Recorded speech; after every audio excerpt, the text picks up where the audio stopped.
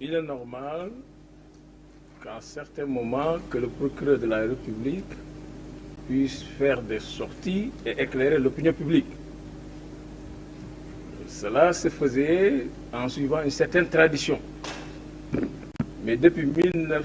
2016, avec la loi de 2016 du 8 novembre 2016, il a été institué cette tradition à travers l'article 11 du Code de procédure pénale, qui prévoit que le procureur de la République peut faire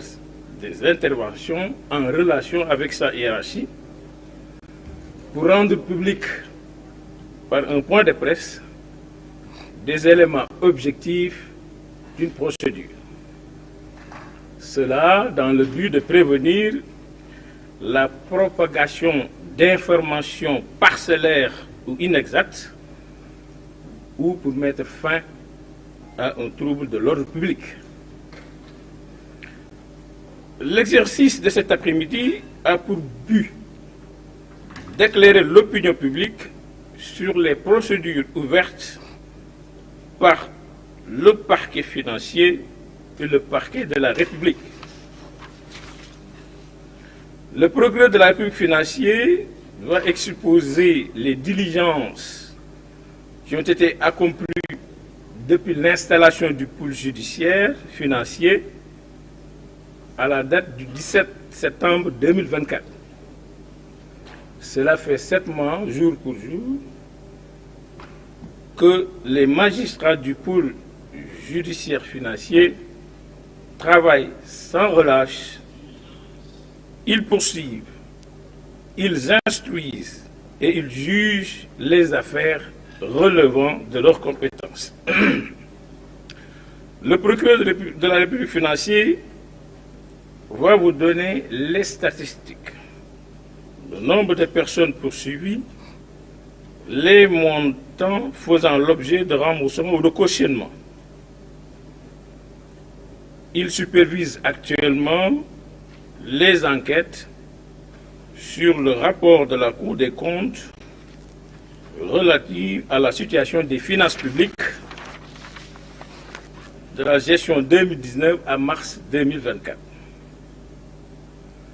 Quant au procureur de la République de Dakar, il va vous exposer la situation des affaires pénales relatives au rapport de la Cour des comptes sur le contrôle de la gestion du fonds de riposte et de solidarité contre les effets de la Covid-19, appelé Force Covid, gestion 2020-2021. Comme vous l'avez constaté, des arrestations sont en cours, mais il faut signaler que l'exploitation du rapport de la Cour des comptes relative à la gestion donc Force Covid-19, l'exploitation donc de ces rapports a révélé l'implication dans la gestion du fonds Covid de certaines personnes ayant exercé des fonctions ministérielles durant la période considérée et sur lesquelles pèsent de graves présomptions de prévarication des deniers publics. Mais comme vous le savez, seule une résolution de mise en accusation de l'Assemblée nationale peut autoriser leur comparution devant la commission d'instruction de la Cour d'appel de Dakar. Et cette commission sera, comme un juge d'instruction, va instruire à charge et à décharge, et si les charges sont suffisantes, renvoyer devant la haute cour de justice pour le jugement de ces personnalités. Donc, je vais m'exprimer un peu en wolof avant de donner la parole à mes collègues. Assalamu alaikum. Ñu ngi leen di nuyu di leen ziar. Di wax ne jaadu na bu ay mbir xewee nekk ci loxo justice que léeg-léeg procureur génn pour leeral askan wi fu mu toll ci liggéeyam. Loolu lañ ko doon def rek di topp benn aada waaye 2016 si la code de procédure pénale jox ndigal procureur pour mu mën a génn wax ak askan ci ay dossier waxtaan ak askan wi leeral leen fu dossier yi toll loolu boo gisee ñu di koy def mooy pour bañ nit ñi di wax loo xam ne xamuñu ko wala ñuy jaxase wala ñuy wax loo xam ne amul loolu mooy waral taxawaay procureur mu wax ak taskatu xabaar yi ñu jotali ko askan wi tey nag suñu teewaay mi ngi jëm ci leeral leen ci wàllu rapport yi nga xam ne banqaasu attekaay bi saytu alalu réew fa génn ñaari rapport bi mu génn bu njëkk bi mi ngi jëm ci wàllu feebar boobu fi amoon ñu wax Covid 19 te mu waraloon état bi génn xaalis bu bëri pour ñu mën ci faj malade yeeg soxla nit yi nga xam ne mënatuñoo dem fenn rapport boobu bi ñu ko gëstoo dafa am ay mbuxum yi ci nit ñi def ba tax na ñu jël rapport bi jox ko procureur ubbi enquête yéen gis fan yëpp ne am na ay nit yi ñu ci téye am na ñu procureur di leen wax nit ñi téye naka la ñu doxalee est-ce que nangu nañoo fay wala fayu wala naka la ñu régler situation seen situation te mi ngi continuer ba léegi ci biir rapport boobu aussi dafa am ay ministre ñoo xam ne dañu amoon ay ndomba tànk ci jamono jooju ñuy wax affaire Covid bi ñu jàngeete rapport yi gis nañ ne ñooñu seen loxo taq na ci wàllu gestion Covid bi ñooñu nag yoon dafa wax ne kenn mënu leen jaarale fi ñuy jaarale yeneen nit ñi ndax seen tolluwaay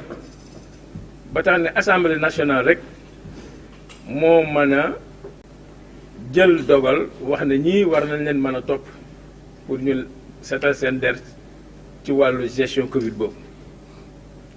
ba tax na fi ñu toll nii am na groupe juróomi ministre yoo xam ne jébbal nañ leen assemblée pour assemblée saytu seen cas seet ba xam ndax dañ leen di topp wala duñ leen topp kooku benn groupe la rek des na beneen groupe boo xam ne ñi ngi ciy liggéey bu sottee di ngeen ci am ay information bu loolu weesoo loolu ci dafa jëmal ci procureur de la république moom moo géré côté boobu procureur de la république financier bi moom mi ngi tàmbali liggéeyam depuis le 17 septembre 2024 daanaka mi ngi mat si juróom-ñaari weer mu ànd ko ay naataangoom magistrat yi ne foofu ñii moom day toppee ak ñi mu àndal am na ñoo xam ne magistrat instructeur lañ leen di wax ñooy saytu kaay yi leen yónnee ak ñi nga xam ne ñoo war a àtte bu fekkee magistrat yi gëstu nañu ba yónnee leen ko ñoom ñëpp ñu ngi def seen liggéey normalement yëf yaa ngi dox normalement donc tey ji ñu daje fi moom gannaaw liggéey boobu ñu ko sant fan yi rek lañ ko yónnee benn rapport bu jógee ci Cour des comptes donc moom laa wax mooy banqaas àttekaay bi saytu donc gafakër réew mi ñoom ba ñu saytu 2019 ba 2024 la ñu génn seen rapport wax naa seet nañu de càmbar nañu lépp waaye dafa am ay fànn yoo xam ne ajotul ci ñun waaye mi ngi aju ci justice aju ci procureur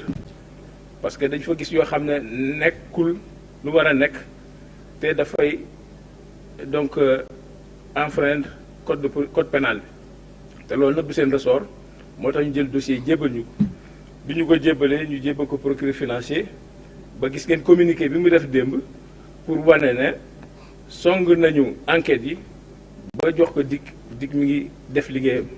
donc fu ñu ci mën a toll ci wàllu liggéey boobu incha allah dinañ fi daje wax leen fii ak fii lañ toll ak yan difficulté la am wala déet ba tax na donc pour ne pas guddal maa ngi jox la parole monsieur le procureur de la République voilà donc on va chaise musicale, on va se déplacer parce qu'on ne peut pas transporter tous ces micros vers toi. Donc je vais vous céder la place pour que vous puissiez donc exposé. Ça ne poursuit pas le procureur général. On va mettre procureur de la